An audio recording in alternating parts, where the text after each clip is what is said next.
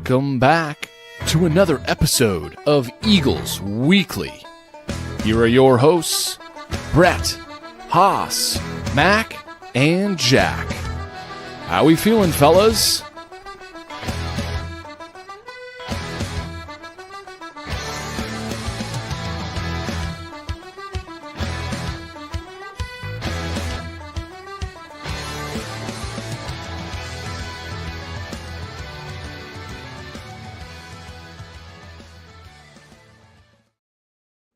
All right. Welcome back to Eagles Weekly, episode 46. I'm one of your hosts, Brett. Joined today by Mac, Jack, and Jack. And back, I guess it will be my name for the purposes. We gotta figure out the intro. Yeah, I think it might be time for a new one. It's not football season; it's a little rough. And Well, even when it is football season, it's not that. I'm fine with that, but like Brett, Haas, Mac, and Jack, like oh yeah, we got to fix that. love Haas, but he's not here anymore. We have a second Jack, so Jack squared. yeah, it doesn't work. Brady switched the hat. It was forwards, now it's backwards. What's going on? People are gonna think you're Haas, Jack. Yeah. Better. Little World Baseball Classic. That's nice. Yeah, thank you. Yeah.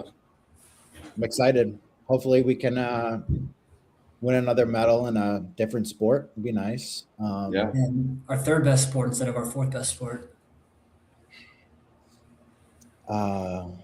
Third best sport. You think baseball's our fourth best sport? I think hockey's our fourth best sport. Oh yeah, true. Yeah, That's what people were saying, yeah. maybe not anymore. Yeah, maybe not. We got dual gold medals from both sides, Double gold. Yeah. Go USA, right? both over Canada, both 2-1 overtime victories, Both carried by the Boston College Eagles. both carried by the Boston College Eagles. It's pretty cool. I mean, BC hockey is like the heart and soul of U.S. hockey right now, and everyone got to watch that Saturday. I think it was Saturday, Sunday, or basically over the weekend. And me, I'm a huge Olympics fan. I was there the Summer Olympics in Paris 2 years ago. So I don't know, just watching that game and then seeing Meghan go and win it for the women there, and then have Boldy take the 1-0 lead with the men's, and then of course we got the whole Gaudreau family there at the end of the game, which is like, I don't know, you guys that like went to BC, I feel like that just like it's the cool thing when this is a sports podcast and we talk about like sports, BC and hockey and everything that goes along with sports, but like that was something that went beyond sports that Sunday, I feel like, and it like kind of hit everyone, and it was really cool to kind of see like the thing that we love the most about team sports, which is that kind of brotherhood or womanhood or whatever it is, and it was really cool to see that on the ice. Yeah, I'm getting goosebumps with you talking about it, Mac. Like it was awesome to see. Yeah, Yeah, it was cool, especially when you got one of our own hit the game winner for the women's. That was a pretty special moment. We talked about it on the pre-show. Like I don't know if at least for like the men's, I'm sure there's been gold medal winners out of BC for the women's side, but I don't think there's ever been a men BC gold medal for hockey. So now, Yeah, I mean, yeah, Brett, you said there wasn't one on the 1980 roster, and then 1960, who knows? But yeah, definitely momentous. Yeah, good for our Eagles. it's super special and historic. I mean, just to say for the women's, like Meghan Keller, who was like one of the all-time leading scorers at BC, I think is like gold, like the most points or most goals for women Olympian in hockey in the entire U.S. history. So that's another thing. And she's being the captain of the team, getting that gold goal was just incredible to see. I watched that. And then, for the men's, you guys probably remember Boldy, of course, him having that first goal. And then again, just like seeing I don't know. It was really cool to just see how, with everything going on in the Olympics, you probably saw like on X and all these social media how political like people have been making the Olympics, and just to have that moment with like the Gaudreau family at the end of the game after U.S. had won, to have something that really just brought everyone together, and to kind of see the team come together, and to have to have his kids on the ice with the team taking that photo, I think was just like so amazing. If Brett, you want to put that photo up, it's just one of those things where, again, like I was saying, it goes beyond sports, and it's really just a special thing. This is a rare moment. I feel like for the rest of our lifetime, people are going to be talking about this moment. I mean, this is something that never happens. I mean, the U.S. beating Canada and gold medal for hockey Olympics, and everyone's going to know where they are. And then for us, with the lens through BC and BC hockey, for them to be able to honor Gaudreau and his family there on the ice, it's just, I don't know, just a special moment. It's a special moment. Yeah, well said, Mac. You might be the next Mike Tirico after that. I mean, yeah, Tirico, he was great. He was great after the game. Just him talking about the moment in the Gaudreau family, and also just like kids growing up watching this moment, like they'll remember that for the rest of their lives. So it's really, really cool to hear and just see on TV. Especially with I guess like the lack of pizzazz or juice that's been coming from BC as of late, and like it's interesting that it's been like a year and a half since they passed away, and I remember during like the Four Nations tournament last year, and it was kind of just like that realization that like he should be out there with them, and then now another year later where it's just like he'd be out there with them again, and it just brings it back, and it's like it's such a heart-wrenching sad story, and it is really cool that they're able to keep that with them, and it's not just it's not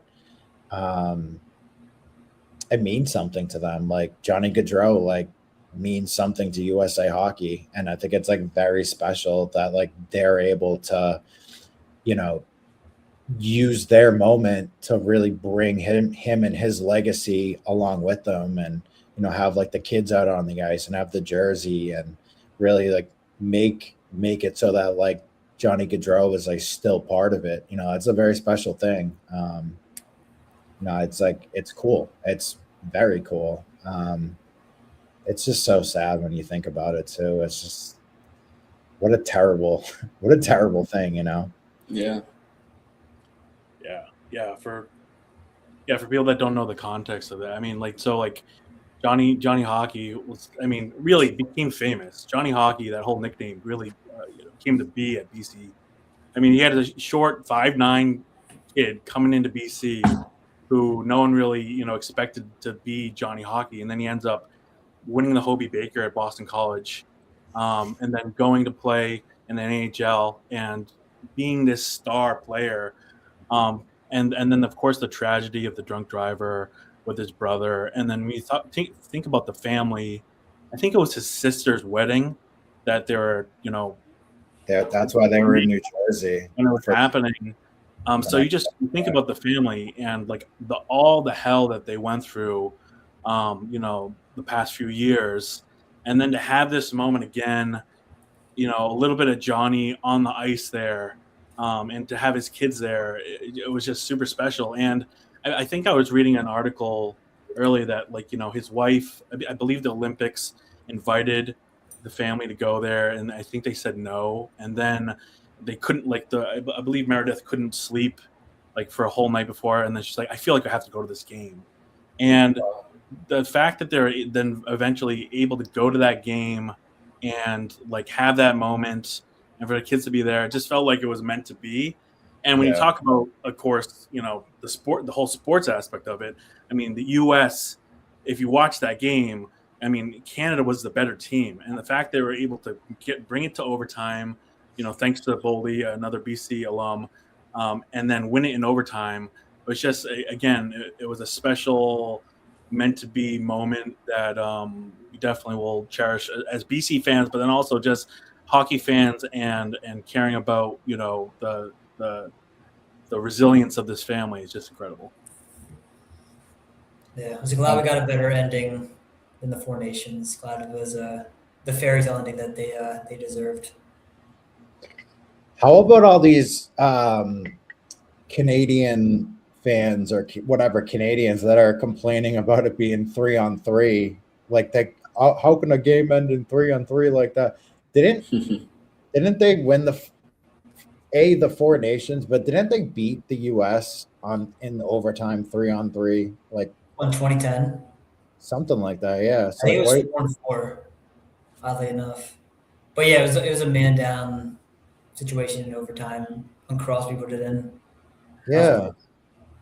I would say from a sports perspective, like, I mean, they're definitely complaining about the 3-on-3 because they lost both gold medal games. It was 3-on-3 for both teams. Like, what? How you can't complain about that? The women had a chance. The Canadian women had a chance to win 3-on-3. They lost. Men had a chance 3-on-3. They lost. And I would say objectively, I probably think in the middle rounds, 5-on-5 overtime makes sense the way they do it in NHL. But at the end of the day, it's equal. It's as fair as it can be. You're both 3-on-3, and and also I believe in the men's game, Canada had a power play for like a minute at like the last 2 minutes of the game. And Jack Hughes had a penalty. Yeah, they had 5-on-4. So I mean, you complain on 5. You couldn't win 5-on-4. Why are you complaining about 3-on-3? Yeah, That's what I'm saying. And that McKinnon missed a wide fucking open net. Oh man, that was brutal. Oh yeah, that was a great save. Yeah, that was pretty brutal. Macklin Celebrini also missed the breakaway. So tough, man. Yeah, tough week for BU. Tough week for those guys. Yeah, definitely sucks to be you. I don't, like, sorry, can't help you there. We win around here. Do we? Oh, his hockey's been winning lately. Hockey, yeah, hockey. Yeah, Hockey's hockey's been been doing winning. well. Hockey just swept UConn. That was a very big 5 points for them. Things are, looking up. The Bean Pots in Chestnut Hill, which is always great. We'll True. see about hockey's playoffs. Will be coming up shortly. Things are looking good. Maybe this is the start of something, Brett. Football, basketball, they'll start figuring it out. Basketball needs to figure out. Basketball needs to figure out a new coaching situation. Do we want to go there right now? I mean, when I'm looking at this photo though, and I'm like, BC clearly is a hockey. Like, I know it's a joke, but BC is so a hockey school. I mean, look at football and how disastrous it is. Look at basketball, how bad it is. And then I was even looking at how women's lacrosse has started the season. They're 0-3. So we've never been more of a hockey school than right now, to be honest. But basketball is definitely the biggest concern because that seems like the biggest. I mean, clearly there needs to be a move at coaching, and that's like the number one thing that the athletic department needs to do. Do we want to change the background before we get to? I don't want to talk about basketball. This great photo is in the background. You know what? I think we should talk about Jack. You asked the question at the post-game press conference. I did. Yeah. I think I can kind of give some background on that. I guess I felt like, there was that athletic article this past week that we all saw that said Earl Grant is expected to return next year due to financial reasons within, BC, which, people were questioning that report. I didn't, obviously we don't know how true or not true that is. So I felt that, it was valid to ask Earl, I referenced that report in my question, asking him if he had seen it, and then if he thinks he'll be back next year, and if he's had any conversations with Blake James. And Earl, had a really respectful answer. He just said he's thinking about this season, trying to win games right now and trying to get his guys to play well, which I think any coach would say in that situation. But I just think the question needed to be asked. I was asking respectfully just to see what he would say and if he had any thoughts on it because of the article. The Athletic, super reputable publication, wrote about it. And yeah, that's kind of where we're at right now. I guess Earl is under the assumption he will be back. There was a tweet today during the ACC coaches call. Our good friend Mike Sidley tweeted about Earl's quote. The quote was, Earl said, "We're already planning and thinking about what the portal will look like for agency and who's going to stay, who's going to move on, and who we have to acquire." So based on that quote, obviously Earl believes he will be back next year, but that could mean many things as well. I know, Brett. I know we all have thoughts on this. Brett, do you want to kind of kick us off? Yeah. I mean, first of all, it's kind of fucking crazy that it's February 23rd and we're talking about the offseason portal and who we're gonna keep and who we're gonna take. Like, that kind of sucks, and that's a terrible mindset. But I mean, that's like where they're at. Second year in a row. I was talking about this just the other night. Like, they're so they have 9 wins. So what they would have had to do, because they had 5 games left, 9 wins, 2 ACC wins. So they would have had to go, and they still can, I guess, 3-2. So they'd have to win 3 out of their last 5 to match last year's win total. 4 games left. Yeah, well, now there's 4 games left. Oh yeah. But at the time, it was 5 games left. Gotcha. To go 3-2, so that now they'd have to go 3-1 to match last year's win total and to surpass last year's ACC win total by a game. They're in a really bad spot. You know, I think like last year, a lot of us were a little bit more willing to kind of give them a pass because of the portal and how that went and how everyone left and, you know, the way the roster was constructed. This year, you know, a whole nother year of experience. It seemed like he built the team how he wanted to his vision, and it just hasn't worked out yet again. You know, and I'd argue the results are even worse, you know, especially based on the perceived level of talent. You know, I was thinking that this team was more talented than last year's. Arguments can be. I think no doubt more talented, right? Everyone came back. I think that's what's so obvious though about the coaching situation, because we were talking last year about, is there enough support? Is there enough this? It's like, okay, you have a more talented team now, and you had 8 games in a row where it was competitive and it came down to maybe a play or the final stretch, and you do it, and that's coaching. So it's like we've had evidence after evidence after evidence that it's coaching, and then maybe the SMU game you get blown out, but you're supposedly the pretty not gritty defensive identity team, and you gave up 90 points to SMU. So again, it's like it's from top to bottom, it's not working as far as coaching goes. Nick Petralia talked about it too. I didn't watch the game. I didn't realize that they were only down by 4 at halftime, and I think it was they were up. They were up the whole first half. They were rolling the first half. 7 with 2 minutes left, and then SMU basically outscored them by 30 or something like that from there. Like, that's terrible.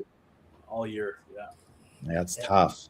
It's so frustrating too. Like, so they're on like this 8-game skid after they beat Syracuse and Pitt, and there's like 4 or 5 games in here where I'm not saying they should have won all 4 or 5 of them, but they should have at least gotten like 1 or 2. Yeah.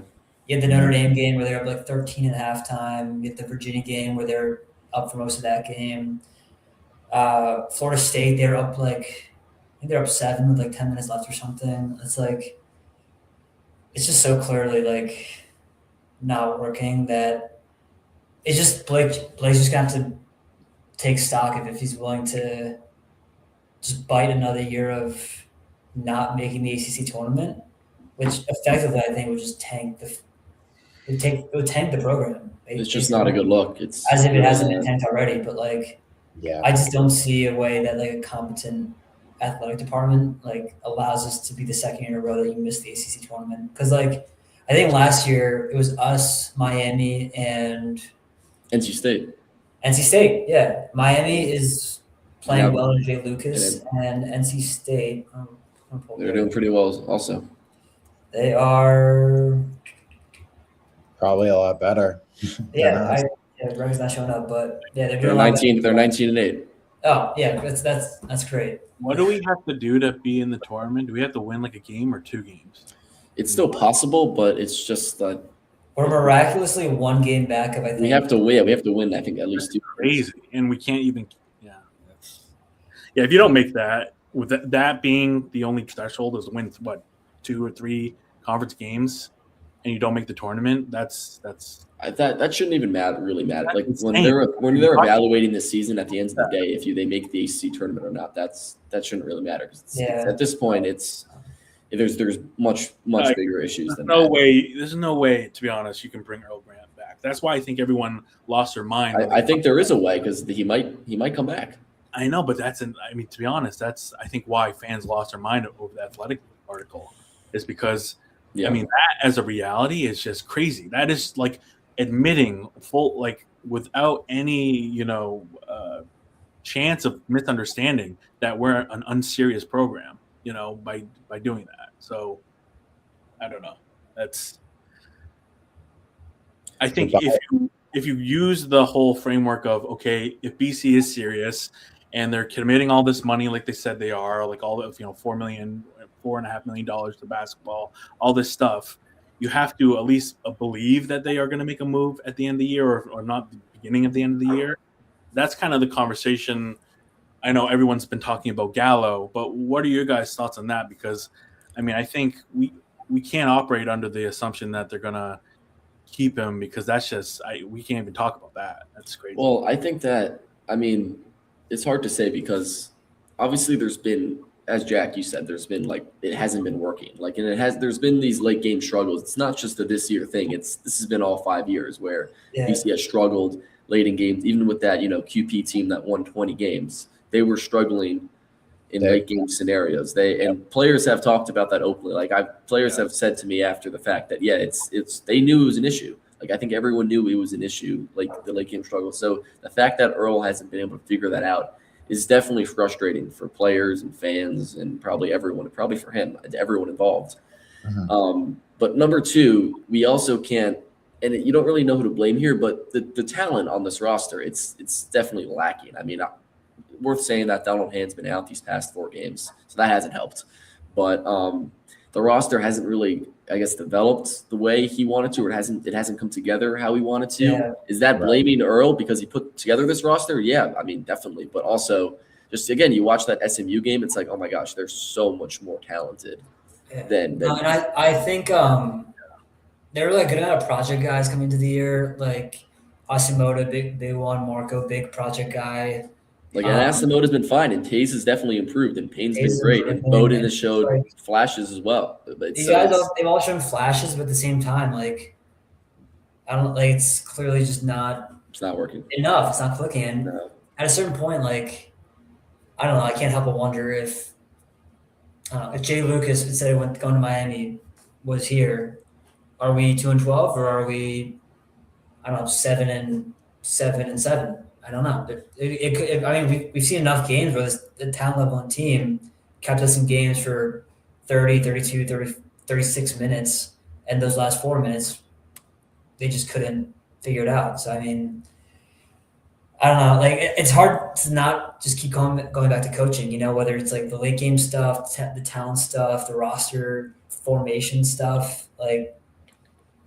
I don't know. And to be honest, Mac, you brought up Joe Gallo, and there's a couple other coaching candidates that I think might fill a slot should it open. But I don't know. If you're Joe Gallo, you're firing all cylinders at Merrimack, the darling of mid-major hoops. Do you want to go to BC?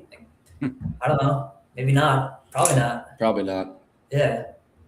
Well, and then you're also got to look at the fact that there'll probably be 2 or 3 other jobs. I'm sure more. Probably months ago is at the school says here's all this even money. though it caused major beef between me and Jim Paquette or whatever the fuck his name is, if Providence opens up, that's there. Providence is 100% Easily. Providence is definitely the favorite. 1,000 times better. You're not even in the same arena Yeah. unless you're paying double, which they wouldn't, but Not even the same stratosphere. That's where we're at, though. that the favorite is Providence and not the Power 4 school. Well, that's Providence I mean, would be the favorite no matter what. Big East Power Conference. They're they Yeah, are. that's the power school. There's no scenario where but still. But I mean, yeah, still, I feel like Providence though, just comparing the programs, like they're at a point with Kim English where I feel like BC was with Earl last year, where it's like he didn't have a ton of success. They didn't make the tournament or anything, but like he had rosters that showed promise in his first 2 years, and things kind of dipped off this year for a variety of different reasons. But like, there's been rumors around that program that like they've been having like talks internally about like moving on, and like I don't doubt that. Like they moved on from Ed Cooley. They got like a promising young guy, Kim English. Ed Cooley moved on from them. Yeah, I guess Kim didn't work out, or hasn't worked out yet. But like that program is clearly serious about their basketball. No, they are serious, and their athletic director. I know Jack. I don't know if you're on their like email list, but when I went to one game, I still get emails from them. Like he sends out messages like weekly. Yeah, like yeah. it's constant. Like he'll like drop a statement after like a bad loss. There was a statement like there was a whole letter after last season's like poor performance. Like so and that's just something that obviously we've talked about, the lack of communication at BC is just not there. Yeah, which is interesting. It's like how there should be more. Like how little effort do you have to actually like really try to not try at the level of communication that BC's administration has like put forth. And it's been more than usual this year. I mean, there's been 2 letters. That's more than past seasons combined. That's not saying much, but that's 2 more than the previous seasons combined. You are because there's been 0. Yeah, usually we just get the just win, or not just win. That's Mike Altieri, the winning tweets. There hasn't been a tweet since in a few months, I think. Yeah, I don't think there's been one since like November. Yeah, it's gone dark.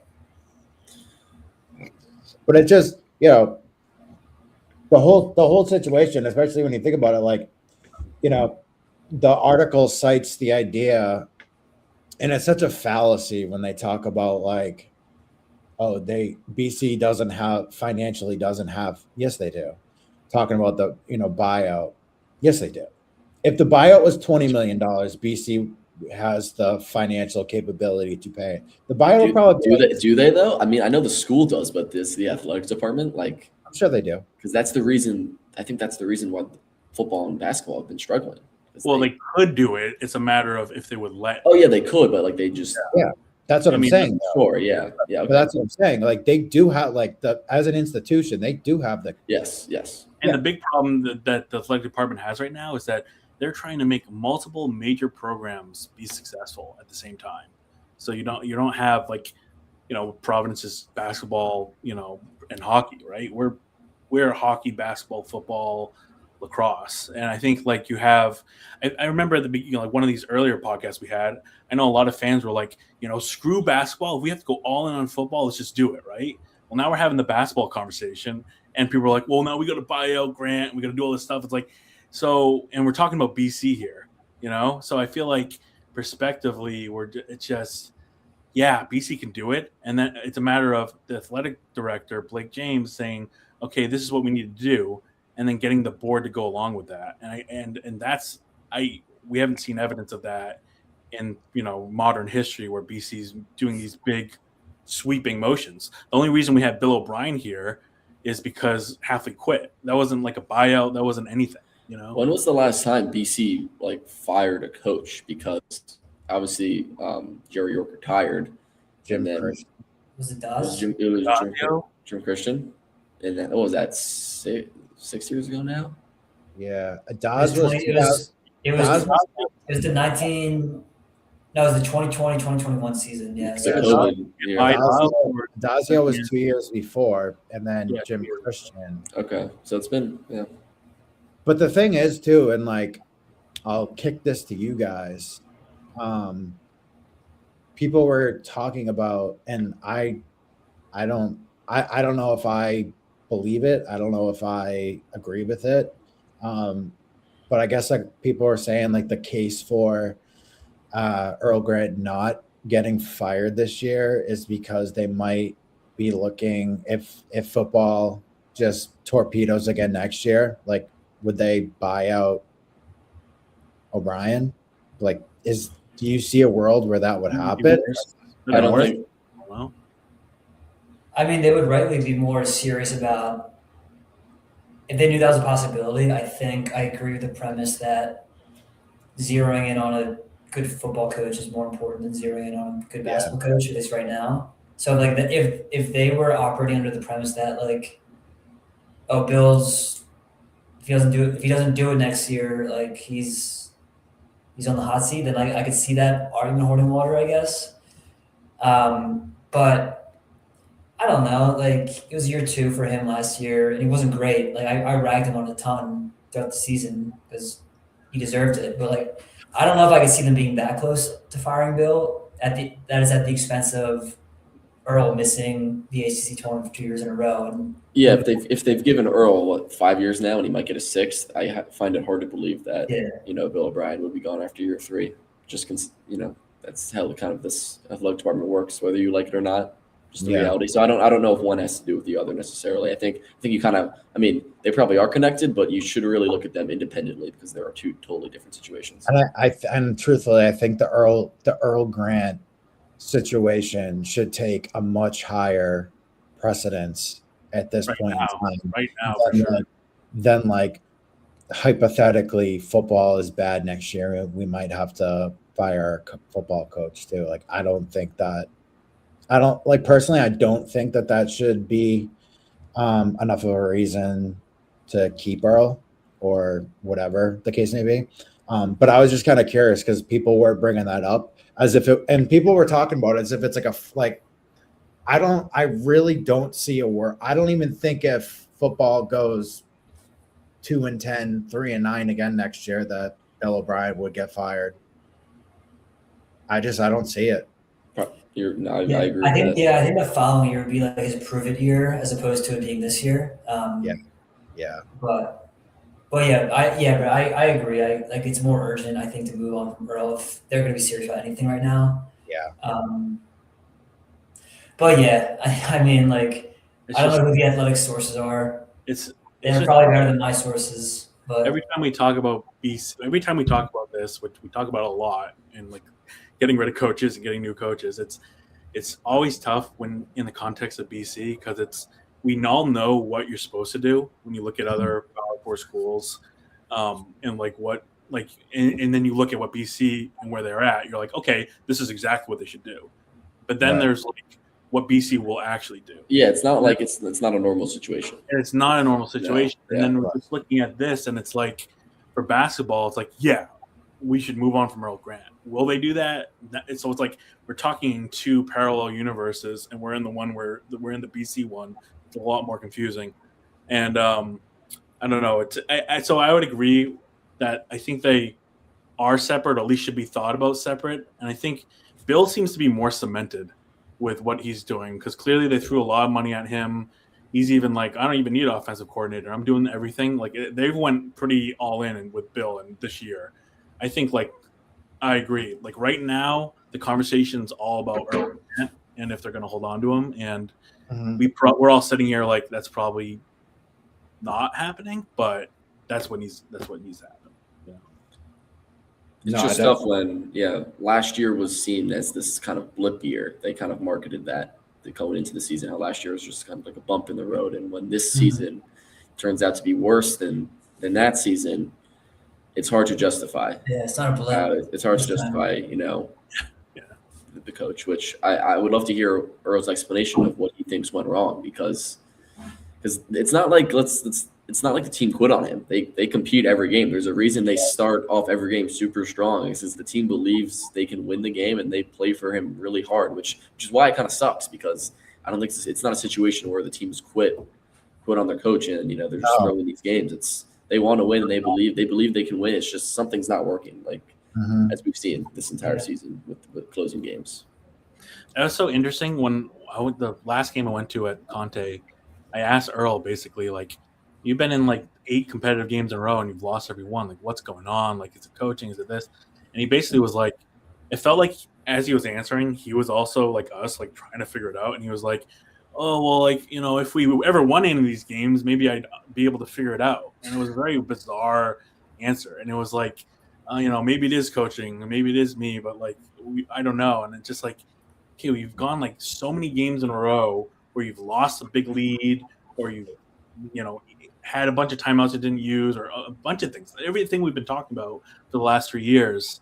And he's still like, well, I don't think it's me. I'm not sure if it's me. I'm like, even if it's not, like, it's your job. Yeah, it's just out, like, you know, like, Oh yeah, it always goes back to him. You can't. Like, Bizarre. obviously, the players can make bad decisions or miss shots, but at the end of the day, especially in college, it goes back that's to going the to coaching happen. staff. And it's like when you have so much evidence of close games in a row, it's just, yeah, it's not a blip, like you're saying. Yeah, it's not good. However you want to slice it up, not good. Not good. He'd be the first one to say it's not good, probably. The thing is like, especially when it gives you answers and you're just like, wish you didn't say they're that. not gonna like that. Yeah, it's tough. Just I'm like, I'm gonna have to tweet that, and it's gonna get quote tweeted like a Yeah, mother. and you know, and he's like being genuine, and you're just like, that wasn't it, man. Yeah, You know, like, like yeah. we need Mikey Two Guns back in the stratosphere. I think. Dude, they're He's silencing him. he's banished. The state-run media, BC, is Has he silencing. tweeted? Has he tweeted? Anyone know? Mikey He Two haven't. Guns. I mean, BC hasn't won Oh, since Since he's been there, I guess is the issue. Since he harassed the Since they cheerleaders. got denied the Kapke interview. I don't think they've won since. Happy interview. Don't let Mikey Two Guns hear you saying that. Compared to them, they weren't winning before either. So, I mean, Yeah. That Notre Dame game feels like such an inflection point that like when they're up double digits, they would have been like 3 and 4 in the conference. FSU game, they were up double digits. FSU game 2 games ago. But like I think back to the Notre Dame game, like they would have been 3 and 4 in the Yeah, conference. no, But, you're like, right. Yeah, in reality, like the larger they scheme. probably still would have fucking lost the next like 6 or 7 games. Like the FSU game has to be the worst one. Like that was just awful. Well, they're also, if you think, I mean, you could think about this the other way, but if they're like 3 or 4 shots from not winning the conference game, like the Syracuse and Pitt games, they squeaked Those out. were both like They 5 squeaked out, which games. credits to them that they won, but it was 7 games insanely swing. close. if they Yeah. won any of those close games. To be honest, it's like it's crazy. It's Yeah. I feel like we covered that well. Yeah, I can't beat it this dead horse anymore. I'm getting sad. I Talking. can't either. I What's guess we'll next? find out what happens. What do we got Yeah. next? The Agenda. stadium upgrades, Brett. I feel like you would have some thoughts on that. Oh yeah, I put the photos in there, Brett. If you want to talk about the additions to Alumni Stadium. Upgrades. I don't know if we're calling this like a full upgrade, but it's clearly. I don't know. I'm interested in your guys' opinions because it's obviously they're trying to get more of the donor class into the stadium. Obviously, we need help getting anyone into the stadium right now. But you know, at least it's an attempt here. You know, whether this. Well, I mean, they've sold out a lot of the seats, which is huge, which is a plus. And obviously, I think that money is earmarked to go to the football program. At least that's my biggest hope.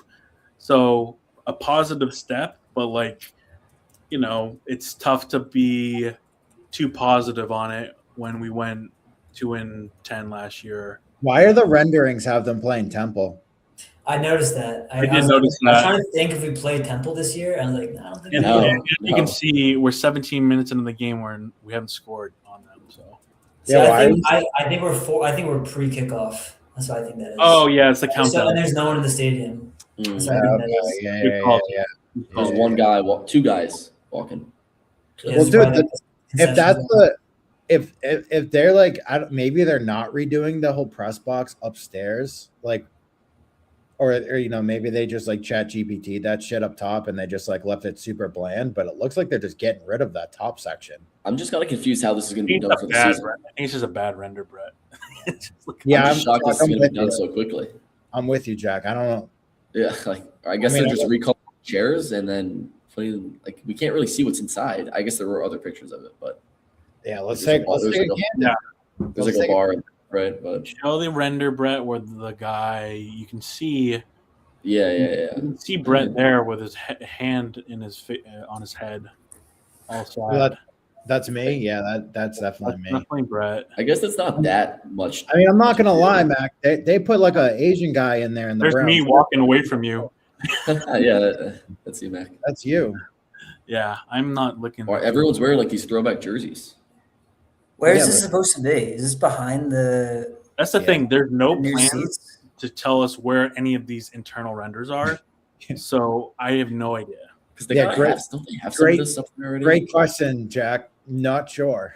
Like, is it on the field? Like, can they see the field? I see a little green You there. definitely got to be able to see the field. Does that mean that you can see the field or Actually, not? who And knows? where would Is that? Is it like? I mean, you can't really see my. I don't see any window there. You know what I'm It's in saying? my pointer, but like, is You it see the those window. windows? The windows right here? Is that? Yeah, is those that- windows. It has to be, I think. But those are just box or Wait, so they just can the getting media, rid of right? people's boxes. Then. Let's Yeah. check this shit out. What about this one? What's good here? Is We this got inside of like We got some. Yonki? We got some. That kind of dining- looks like it looks like is that a mini restaurant? Yeah, it looks like a little Oh, breakfast, English breakfast, This number Oh, Oh, no, seven. they're walking out on the field. That's not Yonki. Number It's- 7. toast, cheese or ham, bacon or sausage. Oh, you can see that. You got good eyes, bro. I'm scrolling in. Yeah, that's in. not I'm curious why they decide on the English breakfast. That's funny. Why not Irish breakfast? By the way, what is this? I thought we were at Irish Catholic school. It's fucking bananas. Everyone has these retro jerseys on. Wow, I love this. This is Yeah, the this is jerseys reality suck. here. Let's see. Let's go back to this one for a sec. I still got some questions. I like the Like, artwork.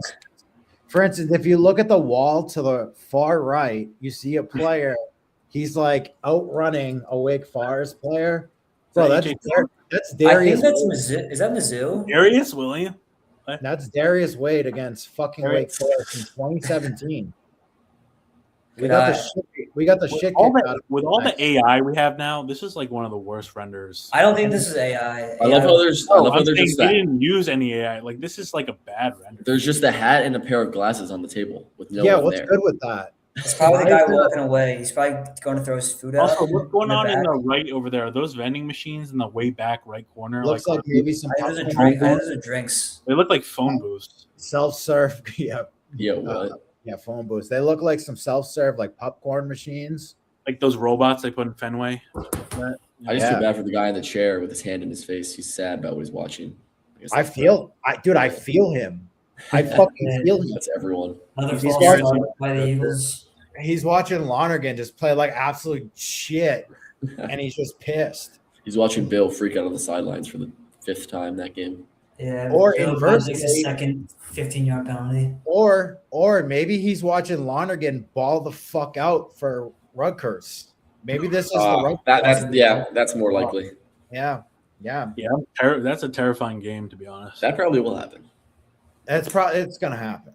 Yeah, And on Red Bandana game. I think I'm gonna come up for that game. That should be a good game. I'm gonna go Yeah, as you a fan. I'm gonna go as a fan to that game just so I can boo him. Not happy about it. And like I when he Can I say- put up his stupid fucking. I'm gonna need a video of you doing that, Brett.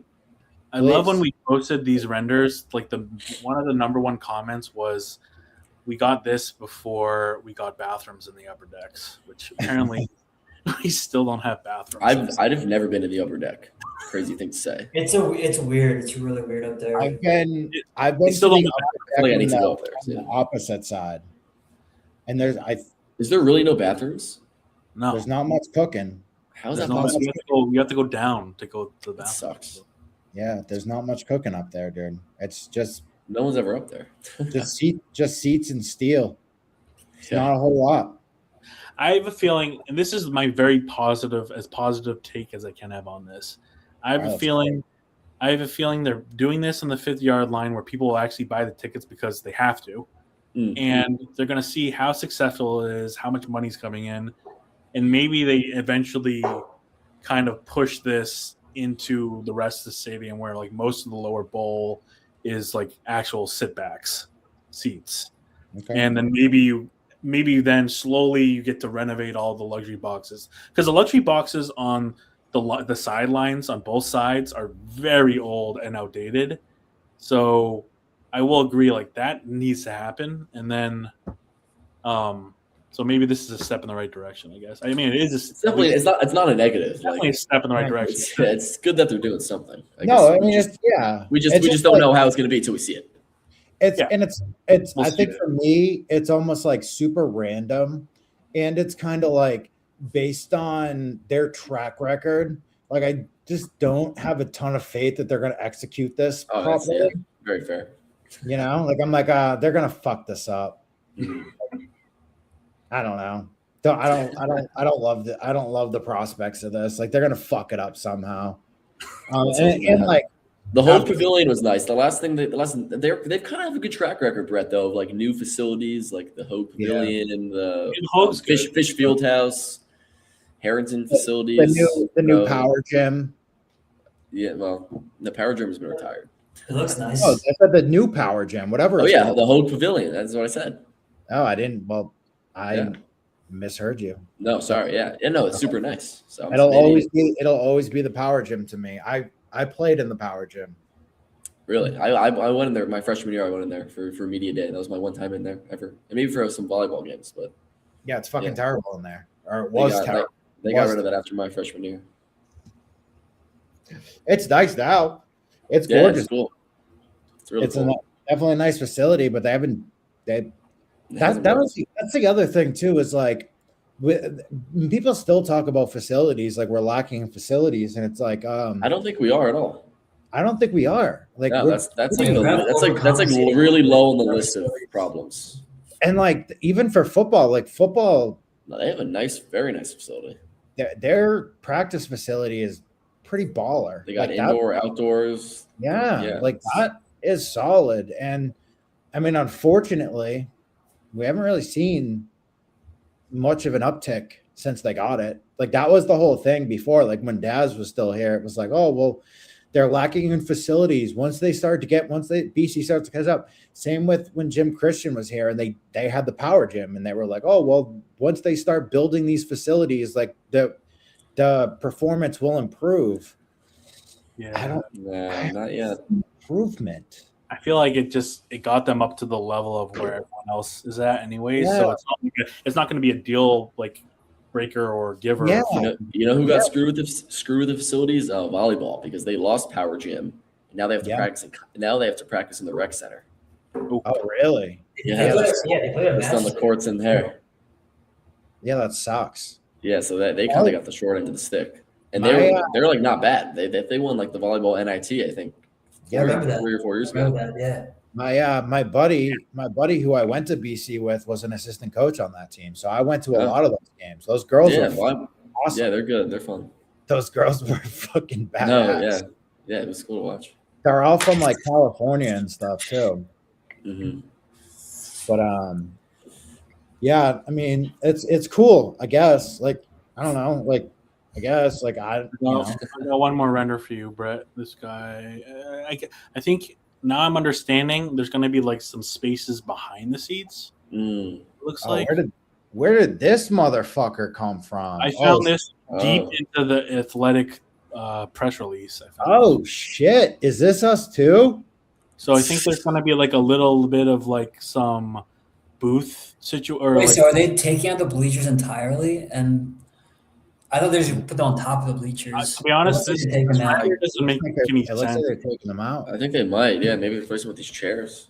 But also, isn't like right behind the 50-yard line, like where you can go into Conti, like that stairs that go down? Yeah, they're getting rid of that. Because dude, you're not even going to be able to walk around the stadium now. Because remember how like before you could literally just walk around, do a circle. Yeah, they're gonna just take that whole upper level. Maybe there'll still be a way. I hate this. I fucking hate this. No, I think it could be good, Brett. I'll give you a chance. Brett, when you get invited to sit in there, you'll have a different opinion. Brett, you know what? Who's going to invite me to sit in there? Well, not me. You're hating on it. Jim Paquette. I'll tell you, my season tickets are very far from this area of the stadium. You guys are in the press box, so you're fine. That's true. Yeah, they should do that renovation, bro. Honestly, man, the press box is so fucking awesome. It's pretty nice. Our press box is one of the better ones. Good view, good food.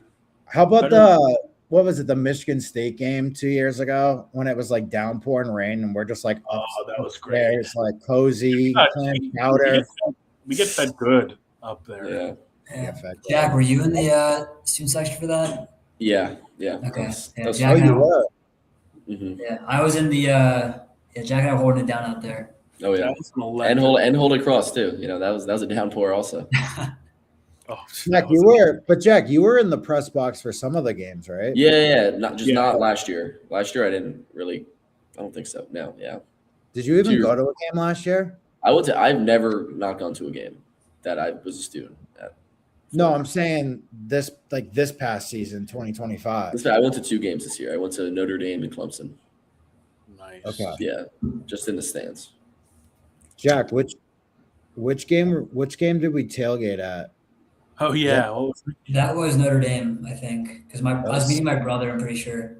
that was actually a good game until like the last quarter. Yeah, Yeah, really good game. Yeah, Jeremiah. Yeah, before Jeremiah Love's like 94 yarder. Yeah, we That was a were. game. That was a Yeah, game. I was just, Fun game I to remember watch. just being pissed because I wanted to meet my buddy QQ, and he was just nowhere to be found. Oh yeah, QQ. Yeah, he was. I didn't sit with him.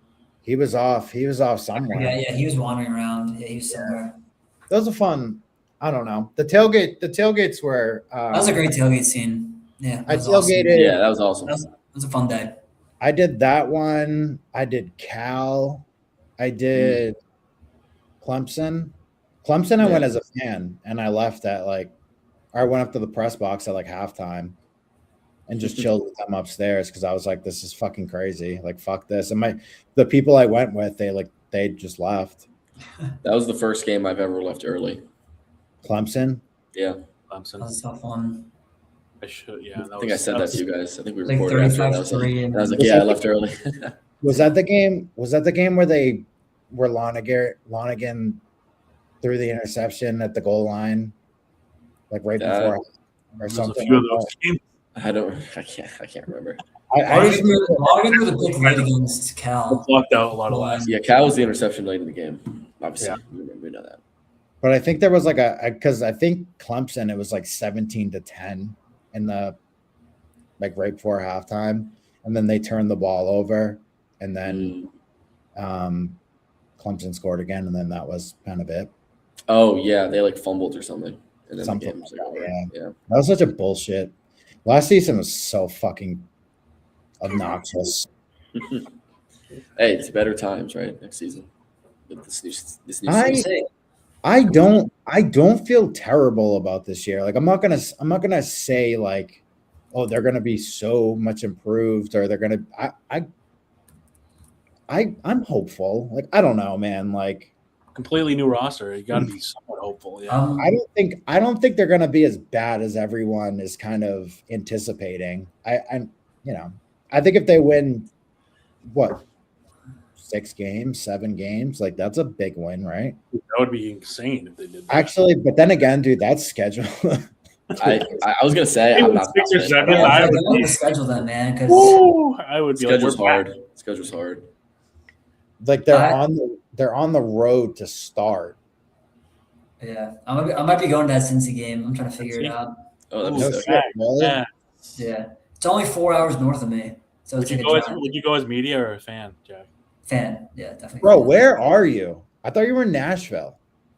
I am. Yeah, it's not too bad. That's You 4 hours. You living in Nashville, Jack? Yeah, I'm in Cincinnati. Nashville now. Cincinnati. Yeah, Okay. Cincinnati, 4 hours. surprisingly, only a 4-hour drive. What the fuck? Like Wow. very south, since he's south, right? Yeah. So Yeah, South Ohio. You basically just go across Kentucky. I a guess. couple. I Since think you're going through Kentucky and then you're there, basically. Yeah, exactly. Yeah, you Yeah, should go. Nashville's not very far south. It's not at all. Since when? Hey, since when has that been a thing? I know. Geography class here. Yeah, no, my buddies and I were trying to figure out an away game to go to, and it was. Let's see, we got that one. SMU was a big one. Miami. Georgia Tech, Duke, Miami, Notre Dame. Miami's a big one too. It's on Miami's what, the last game of the season? Last right? game, yeah. yeah Saturday after Thanksgiving. That was tough. That's a thing. Yeah, that's a tough one. That would be the funnest one to go to, but I'd- around Thanksgiving, that sucks. I would, Yeah. I would be very down for SMU. Dude, Dallas, Yeah. let's go. Yeah, we should. We'll probably get pumped, I but think we said that like 2 years ago, and we just I feel like I heard there's a decent BC contingent that went to SMU 2 years ago. I think I remember hearing that too. Yeah. I think I heard that too. yeah, Dallas would be fun. Dallas is a cool. The game 2 years ago, that was what Grayson's first start, right? Yeah, Yeah, because Sounds he right. finished Syracuse, I think, and then almost, Yeah. I guess, kind of almost won that game. I guess this single possession till the end. Yeah. But Yeah. Grayson James, not a friend of us, or not does not like us. Really? Not a fan. Can't Not keep a- friends with everyone, Brad. He's not a fan of Mac. At least his parents aren't. I don't know what the hell that is. God, I was like, what That did was I a do? good. That was a good.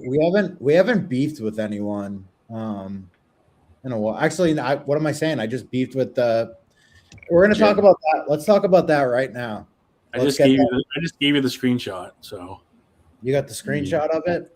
I have the Perfect. screenshot for you. So our NIL collective, right? And I mean this in I'm not. It is what it is. Like, I'm just putting facts up. Like Tom Devitt, who runs the whole thing, he's like the GM of it. He's a friggin' fantastic guy. I think he does a great job. I know he was like a manager on the 94 team. Fantastic guy. Like, I still talk to him. Great guy. But my issue is this. How do you not have a working website to fund NIL? Now I get it. You could pay someone to make you one in like 10 minutes. You know what's crazy is that BC has a lot of grads who can fix this.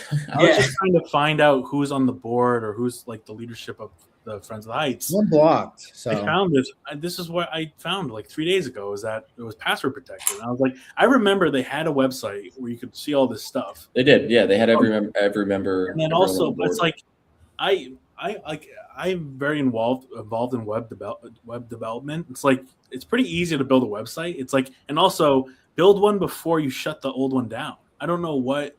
It just seems like, I don't know. When I saw this, it kind of drove me nuts because it's an example of like, you know, what we're talking about. We're kind of always behind the ball. We're kind of behind where everything should be. So it's like in a modern age day, you don't have an NIL site that works. Like we can't even go and donate right now. If I wanted to give money to the BC's NIL, I have no way of doing that right now. So I have a friend who he's got really good season football tickets. He's got really good hockey tickets. He gives me hockey tickets all the time. And he's got basketball tickets. And he's got Providence College, like pretty amazing seats. So he spends a lot of money. He's a BC grad, I think class of 98. I reached out to him just like kind of curious. Like, do you donate to Friends on the Heights? And he's like, I stopped donating 2 years ago. Like, that's kind of an issue. Not from him, but I think just in general that like a lot of donors, a lot of alumni, a lot of the fan base, whatever you want to call it, that people are just not real inclined to donate to our NIL collective anymore. Well, how can you even donate if the website's down? That's what I'm saying. Like, and that's the thing is like the Was this on website. Twitter, by the way? Matt, did you just randomly look at the website or did you see it on Twitter?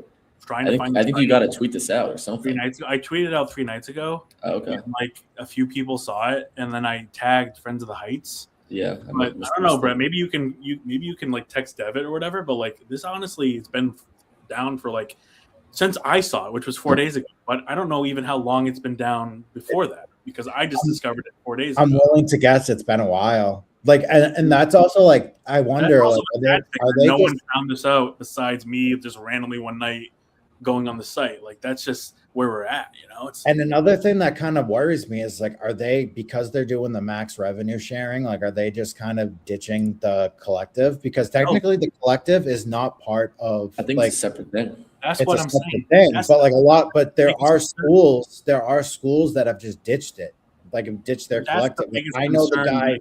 I know the Yeah. guy from UMass, like that does the midnight ride, and they were basically told that they had to fold up shop and they weren't going to use them anymore. So that would be my biggest concern is like, are they going by the wayside? And that would be a terrible decision because I feel like having this collective is kind of what like supplements the max revenue sharing, because your max revenue sharing is what 20.5 million that can be provided by the school, which is great. And like I feel like that's a great base, but if you're going to attract higher profile names or really just anyone of substance, like obviously you're going to have to get creative and you're going to have to kick them additional financials like outside of like the school. So it's like this is where like having like a Friends of the Heights comes into play. Like I think when BC first started doing the NIL thing, I think to the Heights was mostly footing the bill. But like now it's kind of like now that BC themselves are able to cut checks, I think they're that being phased out. Maybe it just doesn't exist anymore. It is extremely worrisome though, Brett, because if you're even an ounce right on the fact that the school is saying, "Oh, no more NIL, we're doing the max rev share," like that is like the opposite of what they should be focused on right now. Like I'm pretty sure Bill O'Brien said that was the issue too. There, like that they need to focus on the third party NIL sharing, like deals more. That's crazy though. You look at the other schools that are doing this, they're adding on beyond max revenue share, $30-40 million to their roster. And so if you're asking BC, if this is like any indication of that, like BC is like in a massive disadvantage here. So I don't know. It's very concerning because like I'm just looking at this and the way it's even set up for opening soon. I believe it's a Shopify site because if you go into login here, it ends up going to Shopify, and it's just very unprofessional and unserious. Yeah. I don't really know what the hell this is. It's like it's a little bit. They should be embarrassed, And then like one of the main guys he's just like so clueless. Like I'm not gonna, belabor. we can make them a site in like one night. We can do this in like a couple hours. Like I don't know what's going on. Hire you back. It's just the fact that like I've gone after this podcast guy before, and very respectfully. It's not like I didn't, but I remember and I added him or whatever, however you want to say it. Like I tagged him, and like there was like a pretty respectful, honest discourse back and forth. He's like, oh, I root for all New England basketball. That's great. But like at the same time, like the main team that you should be promoting the most is kind of going by the wayside. And like perception is everything. Like we all know that perception is everything, right? What's his role at Friends of the Heights, Brett? He's CDO, whatever that means. I don't know what that is because we can't fucking look it up. I don't know what it is. The concerning thing is that if he's the CDO of the Friend of the Heights and he's blocking BC media members that are just not a good look, airing concerns, it's like, first of all, you have a website where we can't even contact you the professional way, and then the only person that we know publicly. If you look at my tweet, what did CDO is Chief Development Officer, by the way. So then this is his baby. Like he's in development. So you're the one supposedly raising the money for this fund and development. You're trying to treat this. What did I say? Business. Yeah.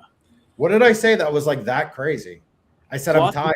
I'm tired, man. I'm screenshotting him because like you're talking about Providence College being 70 something miles away on a Jeff Goodman tweet, and like, dude, Jeff Goodman is like notorious for hating BC.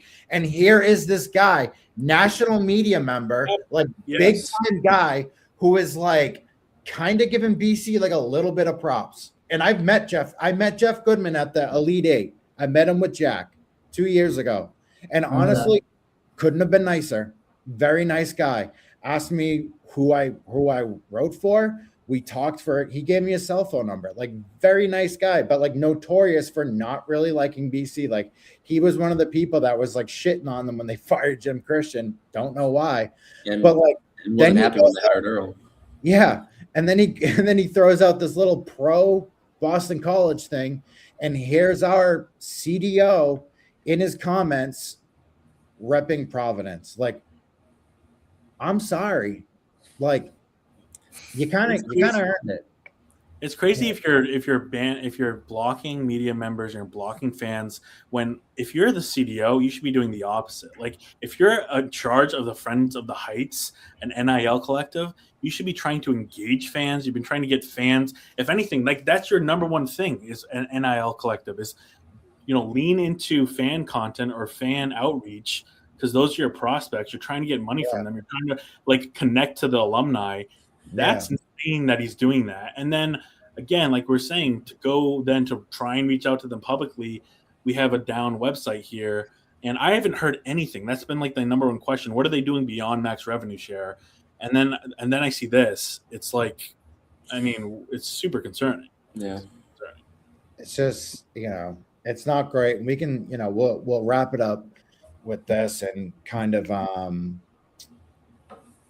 I think that this is going to be kind of like a more of a developing conversation as we go, I don't think we need to belabor the point right now and continue to like talk on it. And let me like make this very clear. And this will be the last thing I'll say on it. You guys are more than welcome to continue. Like, I don't want to trash on them. I don't want to discredit them. Like I would love for Friends of the Heights to be successful and be involved as they should be. And if honestly, man, like if there is any way that like us four can get involved and help, like I'm all for that. But like the fact that like, you want to block me, which fine, block me. Like, but like I wasn't wrong. Like I didn't say I wasn't rude. I didn't say anything wrong.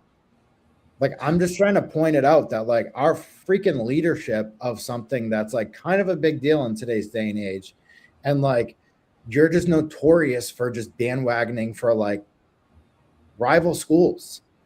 Like I don't, Providence isn't a rival, but you know what I'm saying. Like nearby school. It doesn't add up.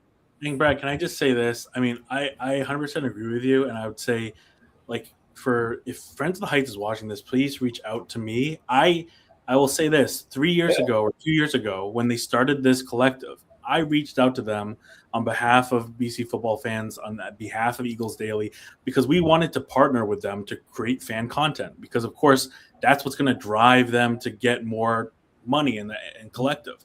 They actually responded and they said, "Hey, we're interested to have a meeting." Then they totally ghosted me. So, like, this is something where I've been pretty adamant, like wanting to reach out to them, wanting to work with them. We have tons of fans account. We have tons of content that we put out to fans. We would love to work with you guys and again help whatever this development of the Friends of the Heights is going through right now. Be involved. So, like, reach out to me or Brett. But this is, again, it seems to me that's like leaning the other direction. So if you want to clarify or let us know what's going on, you can reach out to me or Brett at Eagles Daily. So reach out to Mac because they're probably not fans of me. They can reach out. Yeah, you can go to Eagles Daily and you can see my contact info there. So that's what I'll say on that. Reach out to Mac or yeah, Mac wouldn't hold your breath on that, but they should. I agree. Or one of the Jacks. Reach out to one of them. It's just a frustrating thing because not sure what I can do, but yeah, maybe. Don't reach out to me. I'm not. Don't reach out to me. Yeah. It's just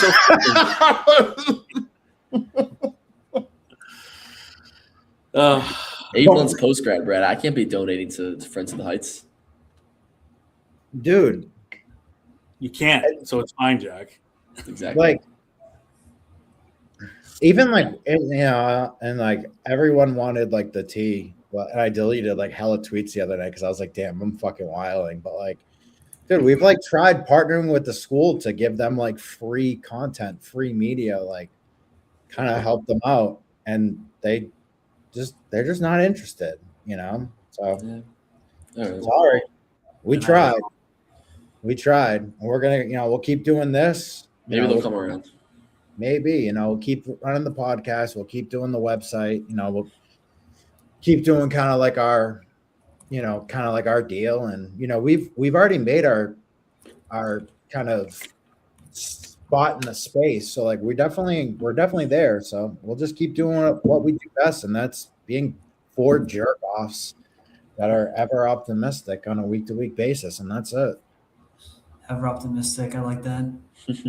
Yeah, just keep watching our content. There's nothing else you can do. I would say for like a fan that is complaining about BC sports, like, you know how everyone says, well, put your wallet where your mouth is. And it's like, there's no opportunity now for fans to do that. And that's, I think, a super frustrating thing when I think about fans and when they look at something like this, because that's where we're at right now. But This is Brett. There we go. this is our outro. This is our outro photo. Nice. Ends on a high note. Rest in peace, Johnny Gaudreau. Rest in peace. Johnny Hockey forever, man. Rest in peace, Canada. 2 L's. And Jack Hughes dates Tate McRae, so it really just makes you think, man. Sorry. Is she Canadian? Good for him. Yeah, she is Canadian. Oh, good. Yeah. All right. All right. 46. This is Mac, who did the Red Sox just trade? He was fucking awful. Jordan Hicks. The Jordan Hicks episode. Oh God, no. That's all I got. Anything else from you boys? No, yeah, great episode. I think we had a lot of good convos here. Power packed. Yeah. All right, Thanks, 46. everyone. Thanks, Brett. USA. Folks, thank you for listening. Continue to follow, and we will see you next week. Go Eagles. Go Eagles. Peace.